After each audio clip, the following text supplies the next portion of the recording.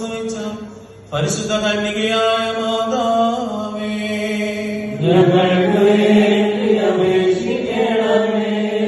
സീനായി മലയിൽ വെച്ച് മൂശാദീർഘദർശിയിൽ എരിയാതെ നിൽക്കുന്നതായി ദർശിച്ച മുളിപ്പടർപ്പ് ആരെ ദൃഷ്ടാന്തപ്പെടുത്തി കാണിച്ചു? ആ പരിശുദ്ധ കന്യകയായ മാതാവേ,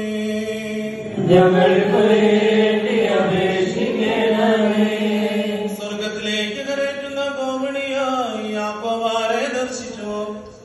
ആ സ്വർഗീയ ഗോപിണിയായ മാതാവേ,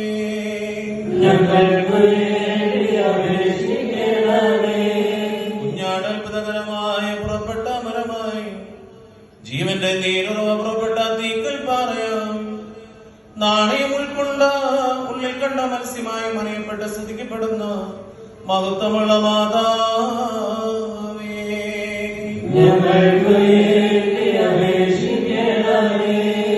സ്വർഗത്തിന്റെ വാതിലും യാക്കോബിന്റെ കൂടാരവും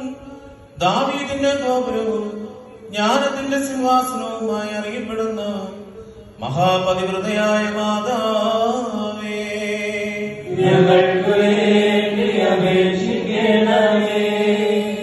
മാലാഖമാരുടെ നാട്ടിൽ ക്രൂബേന്മാരുടെ തോളിന്മേൽ അഗ്നിസിംഹാസനാരൂഢനായിരിക്കുന്നവനും മാലാഖമാരുടെയും മനുഷ്യരുടെയും സർവലോകത്തിന്റെയും